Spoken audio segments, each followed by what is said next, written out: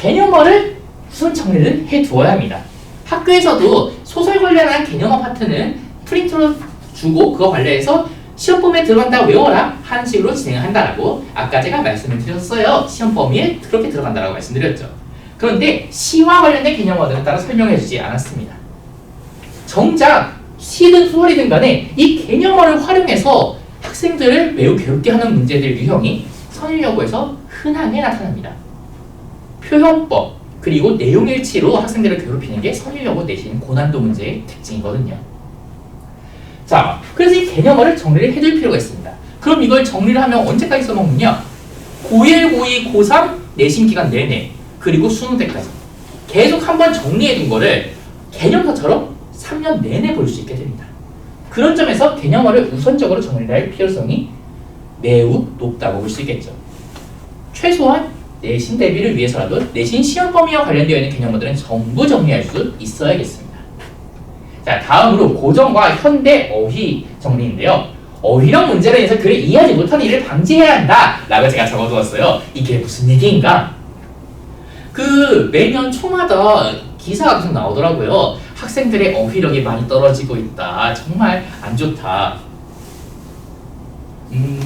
뭐 그런 문제는 과거에 있었을 거라고 저는 생각을 하긴 합니다만 그와 별개로 정말로 어휘력 문제로 인해서 글의 내용을 정확하게 이해하지 못하거나 혹은 반대로 이해해버리는 일들을 제가 정말 많이 봐왔습니다.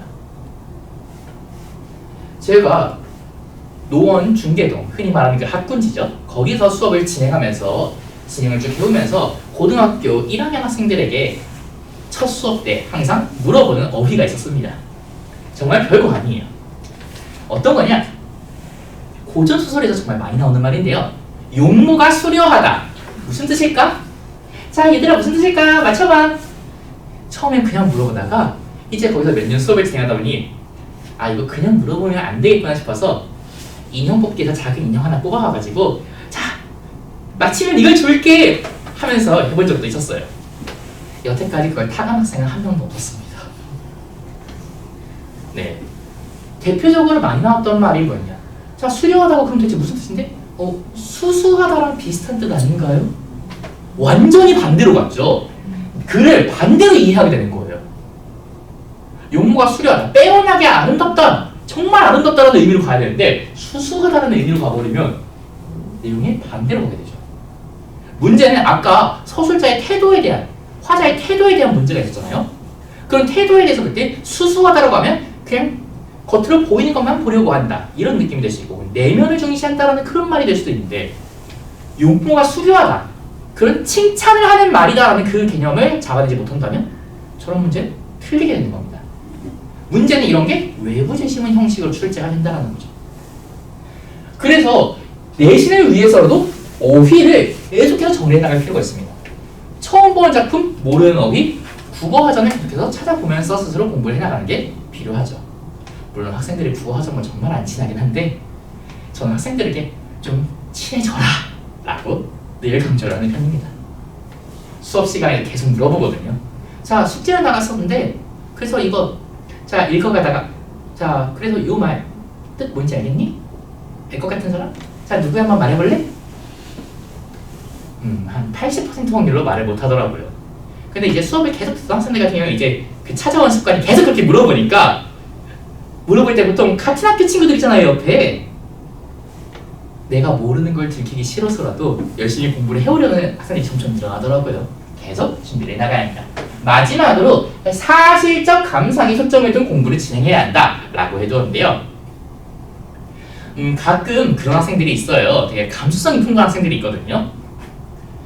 제가 좀 그랬는데 제가 시를 정말 좋아했어요. 고등학생 때에도 시를 정말 좋아해서 모의고사를 보다가 시를 보다가 눈물이 나는 거예요. 네. 물론 저는 그 모의고사도 잘 보긴 했지만 애초에 저는 잘 했었으니까 잘 보긴 했지만 애매한 성적대에서 감성이 풍부한 경우엔 정말로 자신의 감성을 따라가다가 잘못 이해해버리는 일들이 생깁니다. 그래서 사실적인 내용들에 대해서 파악을 하는 능력들에 집중할 필요가 있고 그걸 위해 필요한 결국엔 어휘력이 되겠습니다. 이런 것들이 문학 공부의 기본적인 방향성이 되겠어요. 자, 다음으로 이제 문법입니다. 제가 아까 말씀드린 것처럼 제가 할 때에도 제가 수업을 진행할 때에도 내신 기간 일주일 전 혹은 2주일 전에 문법 개념을 다시 한번 잡게 됩니다. 주로 이거 다시 한다는 문법 개념은 현재 시험 범위에 들어가는 개념이 아니라 현재 시험 범위에서 조금이라도 엮일 수 있을 만한 개념들을 다 묶어서 정리를 시키는 편이에요. 예를 들면 말이죠. 지금 이번에 바뀐 교육과정 기준으로 1학년 1학기 중간고사 시험 범위에 들어갈 만한 문법 파트는 의문의 변동입니다. 네, 요 의문의 변동, 요거를 다루기 위해서 학생들이 알아야 할 개념이 뭐가 있는가요? 얘들아, 자음이 뭐였지? 모음이 뭐였지? 일단 이것부터 잡아야 하고요. 그 다음에 의문의 변동, 그건 의문과 관련된 거니까 괜찮지 않나? 의문과 관련이 없어 보이는 것들도 의문의 변동에 끼어 들어가는 경우들이 있습니다. 자, 얘들아, 관형사형 어미가 뭔지 기억나니?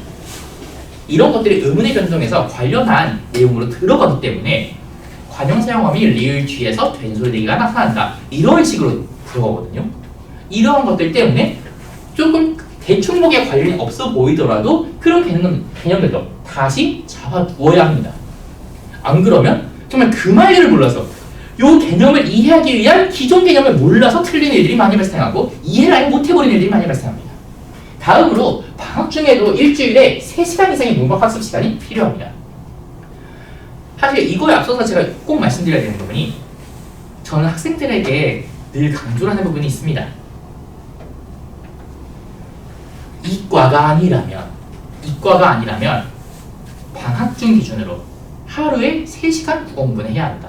학기 중에는 평일에는 하루에 1시간 이상 국어공부는 해야 한다. 이과라면 평일 공부 시간은 똑같고 방학 중에 그래도 1시간 반은 해줘야 한다. 하루에. 이런 식으로 언급을 하는 편이에요. 자, 그런 상황에서 일주일 3시간 이상의 문법 학습 시간이 필요하다? 일단 까먹지 않아야 하거든요. 게다가 수능 시험 범위에 들어가는 문법은 사실 1학년에서 다루는 문법들에서 조금 더 나가는 정도에 불과해요. 개념상 추가되는 것들이 그렇게 많지가 않습니다. 그럼 1학년 때 배웠던 이 문법들 잊지 않고 수능까지 끌고 가기 위해서 방학 중에는 일주일에 3시간 이상의 문법 학습 시간이 필요하다는 겁니다. 그럼 학기 중에는요? 솔직히 말씀드리자면 학기 중에 중간고사 끝나고 조금 있으면 기말고사고요. 또 중간고사 끝나면 또 조금 있으면 기말고사입니다. 1학기는 그나마 중간고사까지의 텀이 좀 긴데 2학기는 정말 8월 말에 8월 마지막 주에 내신 대비 시작하게 되는 경우들이 많습니다. 근데 8월 둘째 주, 셋째 주쯤에 방학이 끝나거든요. 사실상 방학 끝나자마자 내신 기간 돌입이 되는 거예요. 그런 점에서 학기 중에는 문법을 잊어버릴 시간이 그렇게 많지가 않습니다. 어차피 계속 보게 돼요. 근데 방학 중에는 잊어버릴 확률이 높고 그걸 잊어버린 순간 그 다음 학기 내신 그리고 수능까지의 대비가 문제가 생기기 때문에 꾸준히 일주일에 3시간 이상의 문법 학습 시간이 필요하게 됩니다. 다른 말로 바꾸자면 매일매일 국어 공부를 한다고 했을 때 방학 중에 그 중에 하루, 요일을 하루 잡아서 이날은 문법 데이다, 문법을 하는 날이다 하는 식으로 공부를 하게 만들어야 한다는 거죠. 자, 다음으로 독서 파트입니다. 사실 내신할 때의 독서 파트는 그렇게 어렵지 않게 돼요.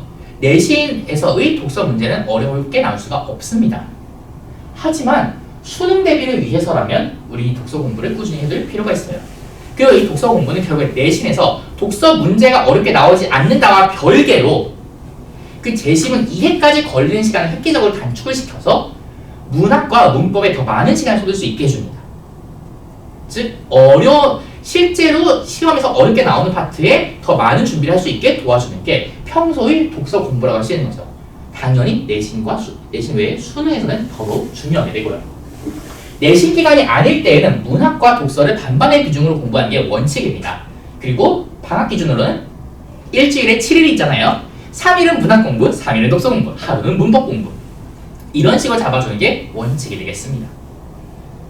공부를 할 때에는 재심의 제재를 내가 이해했는가? 이것은 선택지를 보면서 확인해 볼 수가 있겠죠. 그 다음에 문단별로 첫 번째 문단에서 다루고 있는 제재는 무엇인가? 두 번째 문단에서 무엇을 다루고 있는가? 그것을 옆에 적어 나갈 수 있도록 연습을 꾸준히 해나가야 합니다. 그걸 적지 못한다면 애초에 제재 이해가 되지 않는다라고 보시면 돼요. 그래서 이걸 적어 나갈 수 있도록 꾸준히 연습을 해나가야 합니다. 직접 적어야 해요. 대충 알겠어 라고 하면은 수능도 대충 보겠구나 라고 보시면 되겠습니다. 정말로 이게 안 되는 학생들이 3등급 이하의 성적대를 계속 받게 된다고 보시면 되겠어요. 어디에서? 수능에서. 다음으로 이 선택지 분석이란 게 특히 독서 공부를 해나가면서 많이 얻게 되는 건데요. 실제로 기출 모의고사에서 기출되었던 선택지를 하나 가져와 보았습니다. 길죠? 깁니다. 이게 실제 시험지 기준. 아까 보여드렸던 시험지 양식으로 맞추면 4줄이 나와요. 선택지 하나에 4줄입니다. 그런데 제가 굳이 이 선택지를 가져온 것은 길어서 가져온 건 아니고요. 이 정도 길이의 선택지는 꽤 흔해요. 굳이 길어서 가져왔던 이유는 정답이 즉 적절하지 않은 선택지가 어떻게 구성되는지를 보여드리고자 가져온 거였습니다. 얘는 적절하지 않은 선택지였습니다. 이 길고 긴 부분 중에서 뭐가 틀렸느냐? 요 기억이란 게 노자의 견해를 수용하는 부분이라는 건 맞았어요. 그런데 이 노자가 유학 덕목의 등장을 긍정적으로 평가하지 않았기 때문에 적절하지 않은 선택지가 되었습니다. 이 길고 긴 구절에서 긍정적 X 여기 하나 잘못된 거였어요. 아까 제가 이 선율 요구에서는 문제를 되게 꼼꼼하게 물어본다 라고 말씀드렸죠. 그게 수능과 비슷한 방식으로 나온다는 게 결국엔 단어 하나 바꿔치기 한다는 그런 의미라고 보시면 되겠습니다.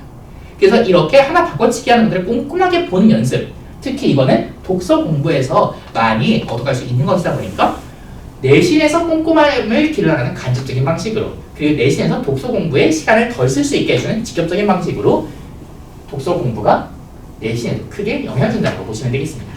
당연히 수능에서는 매우 중요하게 되겠고요. 마지막으로 이제 이런 것들을 기반으로 저는 내신 준비를 어떻게 하는가 잠깐 설명을 드리도록 하겠습니다. 어떻게 보실지 모르겠지만 저는 테스트를 정말 사랑합니다. 네. 테스트를 만들고 있을 때 기분이 좋아져요. 테스트를 만들고 학생들이 풀어나가고 하는 것들을 보면서 기분이 좋아집니다. 네, 내신 기간에는 매주 테스트를 통해서 학생 실력을 점검을 합니다. 다 제가 직접 만들어요. 직접 만드는데 이 테스트는 학교마다 설령 시험 범위가 겹치더라도 저는 학교마다 테스트를 따로 만드는 겁니다. 왜 그런가? 학교에서 물어보는 정보가 다르거든요. 예를 들어서 이 주변에서 비교적 공부를 잘 안 하는 학생들이 많다라고 알려져 있는 진관고 같은 곳에서 테스트를 본다고 하면 저는 기본기만 물어볼 겁니다. 기본기 위주로 물어보고 어려운 문제 한두 개 맞히면 기분이 좋을 수 있도록 한 정도는 낼 거예요. 하지만 요 설일이라면 처음 테스트보다 좀 꼼꼼하게 물어보고, 특히 시험 직전에 시험 전범위에 걸쳐서 테스트를 또 한번 보게 되는데 그 테스트에서는 꼼꼼하고 얘들이 연기가 되었을 때 어떻게 문제가 나오는 것까지 관련해서 테스트로 확인을 하게 만들 겁니다. 그리고 테스트를 학생들이 보죠. 당연히 보죠. 보통 제가 수업 전에 보거나 수업 끝나고 잠깐 남아서 보게 하거나 하는 식으로 진행을 할 거예요. 보통 한 30분 정도 안에 할 수 있도록 진행을 할 건데, 테스트를 봤으면 제가 그걸 검사를 하겠죠. 그리고 관련해서 수업 전에 봤으면은 저는 수업 시간에 테스트 해설을 해줄 것이고, 수업 이후에 봤으면은 이제 학생들에게 개인적으로 뭐 연락을 해준다거나 아니면 관련해서 피드백이 필요한 사람들 한 번씩 찾아와라. 그런데 누구는 필수다. 미통 강한 학생들은 필수로 찾아와야 한다. 라는 식으로 이야기를 할 겁니다. 저는 테스트를 통과하지 못한다면 제 시험을 반복을 시킬 거예요. 이 정도는 알아야 시험 공부를 할 수 있다라는 느낌으로 나오는 테스트이기 때문에 그 정도의 필수사항을 남기도 되지 않는다면 제 시험을 보러 와야 한다. 자, 그런 경우에 어떻게 제가 진행하느냐? 학생들에게 개인적으로 연락을 할 겁니다. 자, 언제 시간 되니? 자, 다른 수업 끝나고 나면 언제 올 수 있니? 물어보고, 혹은 이제 그거에 대해서 답변이 빠른 학생들도 있고 정말 느린 학생들도 있어요. 정말 느린 학생들은 전화를 하거나 혹은 이제 그 학생이 어떤 수업을 듣는지 제가 다른 선생님께 여쭤봐서 시험표를 확인해서 자, 뭐뭐 끝난 뒤에 테스트 보자. 준비하고 있어요. 혹은 어떤 수업 전에 좀 일찍 오렴 테스트 보자. 이런 식으로 계속 부를 겁니다. 지겨워서라도 공부를 하게 되더라고요. 그리고 이 내신 테스트에서는 외부 지문 활용 문제들도 좀 넣어둘 것이고, 그거 외에도 제가 숙제로 나가는 것들에서도 다른 학교에서 관련된 질문을 나왔던 기출이나 이런 것 등을 활용을 해서 외부 지문 활용 그리고 꼼꼼하게 물어본 성취들까지 다 확인할 수 있도록 테스트를 진행한다라고 보시면 되겠습니다. 물론 테스트 외에도 시험 진도 나가는 것 관련해서도 시험 보기 일주일 전까지는 일주일 전이 되기 전까지 모든 진도를 다 나갈 예정입니다. 그래야 그 다음에 정리를 하면서 문제풀이에 집중할 수 있는 시간들을 가질 수가 있거든요. 자, 그러면 이 테스트, 아무래도 제가 주로 언급하게 되는 테스트다 보니까 이게 안 되면은 학생들이 말 바꾸기에 연습이 안 되거든요. 테스트다 보니까 어떻게 진행이 되는지 보여드리도록 하겠습니다. 네, 실제로 제가 냈던 테스트 양식인데요. 이렇게 시험 범위 소설이 들어가 있다는 때였어요. 여기에서 기본적인 것들을 서술형으로 물어봅니다. 기본적으로 제 테스트는 객관식이 없습니다. 서술형이거나 서술형 단락형이거나 아니면 OX 퀴즈로만 되는데요. 학생들이 비판하더라고요. 쌤, OX가 더 어려워요. 왜 그런가? 제가 이 서술형은 학교에서 선일 같은 경우에 또 시험에서 서술형은 쉽게 낸다라고 말씀드렸죠? 서술형으로 나올 수 있을 만한 것들 관련해서 물어보는 거라고 보시면 돼요. 기본적인 내용들, 이것들을 파악할 수 있느냐. 여기 있는 것들 자소한 평가 문제집에 적혀있는 정도고 선일에서도 서술형으로 내는 정도는 딱 그 정도 선에서 끝냅니다. OX 퀴즈는 학생들이 선택지에서 헷갈릴 수 있을 만한 말 바꿔치기. 만약에 정답이 X라면 어떤 부분을 어떻게 고쳐야 하는지까지 다 적어놔야 정답으로 인정한다. 실질적으로 OX 퀴즈의 탈을 쓴 서술형이죠. 이러한 식으로 꼼꼼하게 공부를 하도록 대비를 시키는 편입니다. 그것 외에 외부 지문은 어떻게 하는가? 이 말 좀 긴데요. 자, 어떻게 됩니까? 시가 나왔습니다. 여기서 밑줄을 쳐놓고 밑줄 친 부분에 쓰임표법을 쓰시오. 여기까지는 괜찮죠? 그 다음에 아래 보기에서 같은 표에 쓰인 번호를 모두 쓰시오. 1번부터 16번까지 있죠? 이거 잘린 겁니다. 20번까지 있어요. 그리고 이 표현법은 반어법이었고 학생들이 반어법이라고 할 경우에는 반드시 역설법과 헷갈려하는 경우들이 많고 학교에서도 그걸 노리고 선택지를 출제하기 때문에 많은 곳에서 많이 활용이 되는 반어법 관련해서 활용이 되는 선택지들을 쭉 가져왔습니다. 여기 1번부터 20번까지는 반어법이 아니면 역설법인 식으로 구성을 해두었죠. 이렇게 함으로써 외부 제시문을 파악하는 눈을 기를 수 있게 해주는 게 제 테스트에 따른 방침이다 라고 보시면 되겠습니다. 그리고 20번까지 만들어 놓은 이유가 그쯤 되면 번호로 외우는 게 불가능하거든요. 몇 번 이렇게 찍지 못하니까 딱 이 앞에 내 머리는 너를 잊은 지 너무도 오래. 내 머리는 잊은 지 이거 반어법이었어. 이런 식으로 하게 돼요. 최소한 앞에 말을 보고 이게 반어법인가 역설법인가 이런 것들을 바로 파악할 수 있게 되는데 이게 정작 내신에서 외부 제시문이 나왔을 때 빠르게 풀고 넘어갈 수 있게 해주는 원동력이 되는 거죠. 보통 이 중에서 몇 개는 걸리게 되어 있거든요. 그렇게 함으로써 꼼꼼하게 공부를 해나갈 수 있다고 하는 게 제 내신의 방침이라고 볼 수 있겠습니다. 네, 제가 드리려고 했던 설명은 이 정도까지였는데 혹시 궁금하시거나 한 부분들 있으실까요? 편하게 말씀해 주세요.